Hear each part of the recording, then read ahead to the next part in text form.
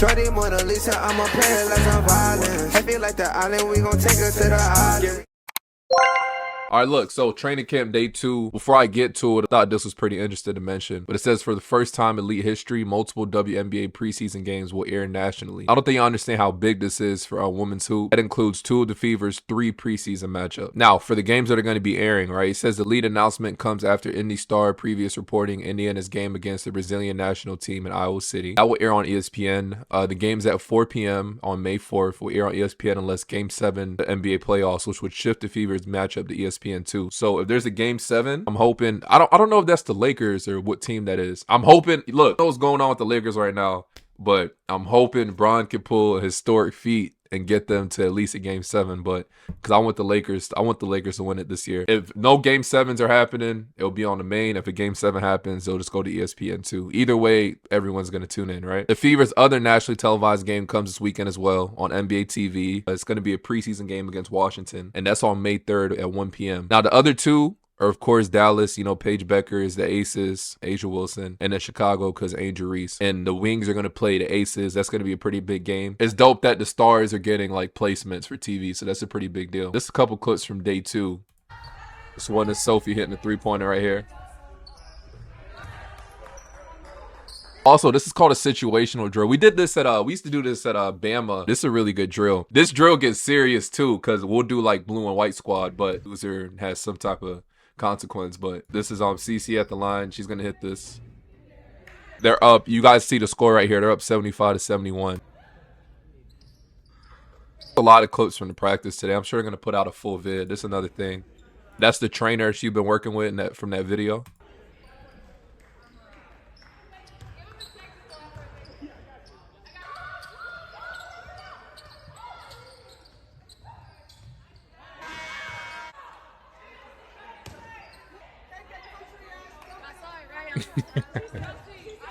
CC launching half-court shots already.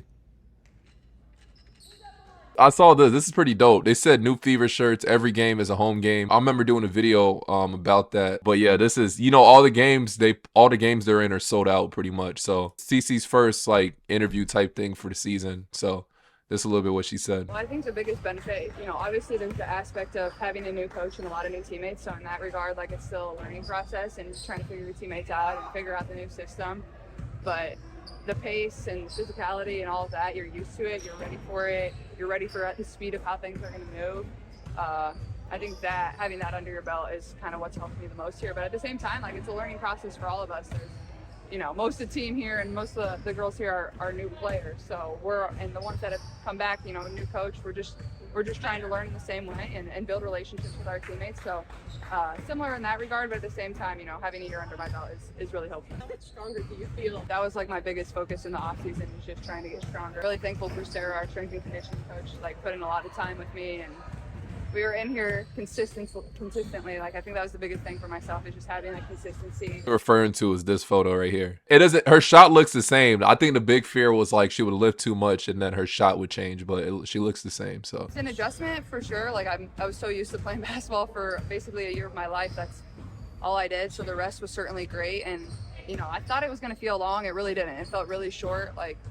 We played a lot of pickup. We were in here all the time. I was in here with Keith all the time.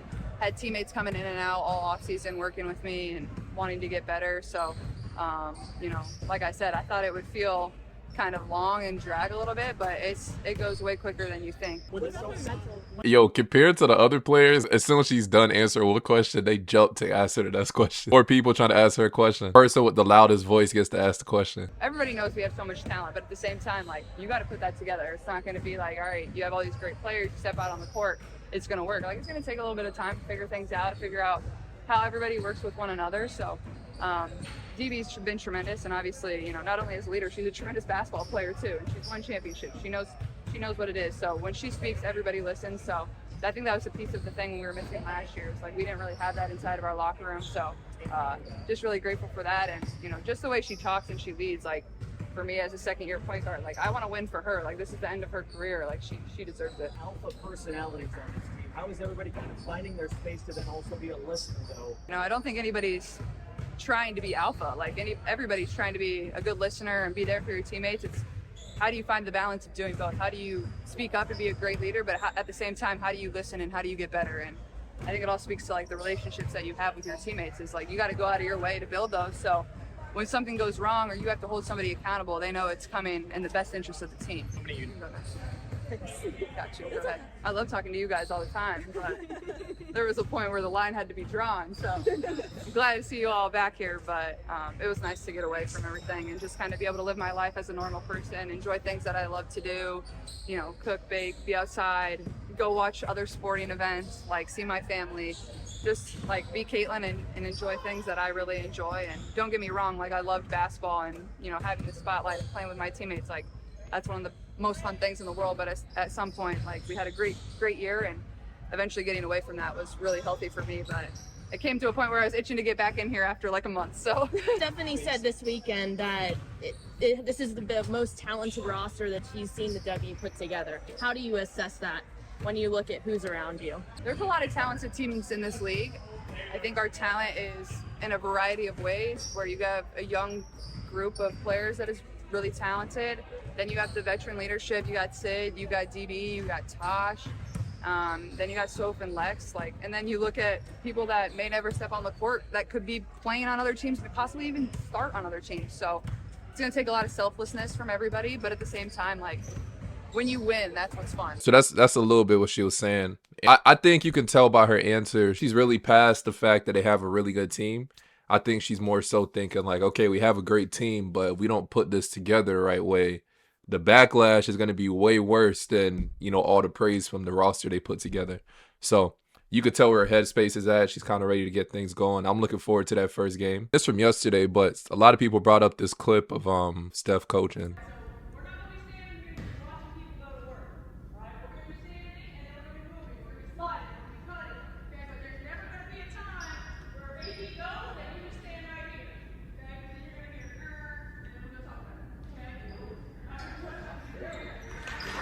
If you couldn't hear what she said, she was saying that basically they're not standing around. She wants constant movement. And if you look back at the practice even from yesterday, all right, this clip that I showed right yesterday, they got the ball in transition. Look how much movement they get from when she touches the ball all the way. Well, she gonna get the ball right here. Tries to hit Aaliyah, not there. Right, this person's coming there. Pass it to Kelsey, pass it to Cece, pass here. She moves, right? Like, look how much movement is going on this whole play. There's no standing around. Got it, waiting for her to reposition. All right. So, their offense, I think their offense this year, I don't think it'll necessarily, of course, it's going to run through Caitlin, obviously, but I think it's going to be like movement, constant movement. And for a team like this, when you got her, Natasha Howard, DB, Kelsey Mitchell, if they're moving 24/7 and then you have a three-point threat in her, probably the best, no, not even probably the best shooter in the W, you have that constant movement with the way she wants to play, it's a dangerous team. So it's a little bit what Steph said. Play this. Great. You know, it's been exciting the entire offseason, really having players in and out and, you know, getting a head start on some of the things that we want to implement, but more than anything, a head start on building relationships. So it's been great. We've had 2 really good days, competitive days, you know, and we're doing our best from a coaching perspective of trying to put them in positions to be successful and build our rotations. You said this weekend that this is the most talented roster you've seen in the W history. What do you see? Like, what makes it that way? It's the most talented roster I've been a part of. You've been a part of. I've been a part of. Yeah. That reporter knew what she was doing. I knew. They just asked Cece that question in the last clip I showed y'all, trying to stir up some controversy already. She knew damn well she didn't say that. The most talented roster they ever put together in the W. Why the fuck would she say some shit like that as a first-year coach? She already got hella pressure on her. She's going to add on to it by, yeah, we have the best roster ever in W history. I knew she didn't say that shit. Yeah. I wouldn't say in W. Yeah. There have been some pretty talented ones. You know, as far as the teams that I've coached in the W, it's the deepest, most talented roster that I've really been a part of. I mean, you know, we've had teams where we've had, you know, 2 or 3 that can really play, and then you surround them with a lot of great role players. But I think as far as, you know, you look at the depth of this roster and the opportunity to play with a lot of different lineups and play a lot of different ways. And so, again, for us as coaches, it's how quickly can we build rotation, how quickly can we find out strengths and weaknesses of who can play well together, and the different types of ways that we can play on both ends. We have 5 returning players. Everybody else is new. We want to be able to give grace through our process of accountability, to hold one another accountable, to hold yourself accountable, to be held accountable, but also to give grace throughout this process and understand that we are learning. You've seen Caitlin play a lot, but what's it been like to pick her brain? And also to your point about grace and competitiveness, she walks that line probably in a bigger spotlight than most people. Yeah, I mean, I think first and foremost, one of the things that, I knew about her from afar, but just seeing it on a daily basis is the way she works. I mean, we talk about work ethic a lot, but work style is another thing. And she doesn't waste reps. She literally does embody the how you do anything is how you do everything, whether it's a ball handling drill, or a shooting drill, or setting screens. I mean, she approaches it with such a discipline that she doesn't waste time, and I appreciate that. And so it's been nice and refreshing being in the gym with her. What ways do you think Caitlin will be a better version of herself just after having 7 months off to take a breath and really be mentally prepared for what's to come this season? Yeah, I think first and foremost, just the mental and physical break. It is. I don't really admire the college players that have to come from playing a 40-plus game college season to then having to come straight into the W. It's physically grueling. It's mentally taxing. Let alone what Caitlin's had to deal with. I think it was great for her to get a break. I think it was great for her body, her mind, her soul probably. And then it was great for her to get in the weight room. I think that was one of the first things that she noticed was just the physicality in this league is different. And so being able to address getting in the weight room, getting stronger, being able to stay on balance, better, time under tension, all of those things, core stability, all of those things. And then to be able to get in the gym and really hone in on some nuance of her game that's going to help her get to another level. So that's a little bit what she's talking about. I think it's going to translate pretty fast. I'm just more curious about the different lineups she puts together. That's more so what I want to see. We're young, we're vibrant. We have the personality in which we want to win. We know that, we've come a long way regarding our culture. And I think for us, we want to be that team that people don't know about, that has no filters, no anything. We kind of are who we are. And at the end of the day, we're going to stick by each other. So look forward to us just kind of always remaining who we are and been doing it together. Out of everyone, she seemed the most excited, so. We got new leadership, we got new players, we got vet leadership. And so I think all that combined just makes for a good atmosphere right now. It feels good. Last year, it didn't feel good. So we have to get that in order for people to start playing well. It's like the domino effect. But I think once your culture is kind of established, how you guys see it now, I think it makes everything else way easier. I don't know if that makes sense, but way easier. It makes sense. You establish the respect in the room. The environment is always is value with that. I think those days that are tough that you do have to give grace for, it's respect behind it. We don't expect perfection right now, but we do expect discipline and we expect hard work. So if we could cultivate that and then give ourselves some grace, it's nothing like being where you want it and everybody feels value in order to go have a good training camp, have a good preseason, so you can have a good first game when the season starts. But I think right now, it's just that good feeling of everybody feel like, hey, I want to be here and I want to compete. So I think that's the first step. Stephanie said in an event this weekend that this is the best talent wise of a roster that she's ever seen. Right. How do you, what's your opinion on that? She did it twice. I didn't know she did that twice. Look how uncomfortable she got. I do. I think that we have every kind of player in this league. And I don't know if you guys watch the OKCs or the Houston Rockets. They have so many, even our Pacers guys, our guys do a really good job of everyone have a different effect and a different demand on the game. And I think that talent cultivated in one room, we make ourselves really, really, really now unstoppable if we want to be. And I think it makes for a great team. We've already foresaw as players how it's supposed to look.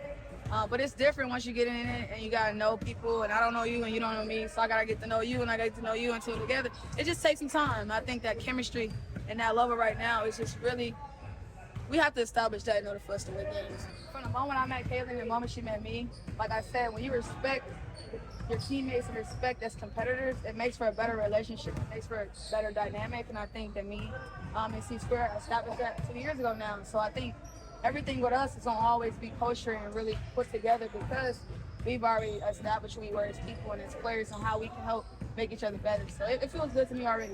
How much better prepared do you feel like the 5 of you are to embrace, exactly what you're getting with the noise and the crowd? I think that mix of leadership that we have from your DBs, so Tosh Howard and Sid, it's going to help ease things out based on the people and that's coming around to see us. Yeah, so I'm really looking forward to that first game. I think the first, I'm not gonna judge them based off their first game, even if they play well. I think it'll take I think after like 5 to 7 games, you get a better assessment of, okay, like this is kind of where they at. I wouldn't say those first few games are just you're trying to get your legs under you. You saw last year they lost, like they were 1-8 or 1-9, and then they picked it up towards the end. So I think they kind of figured out what they had to fix and they made those adjustments. So looking forward to the season. Let me know your thoughts on everything I showed, and as always, it's your boy.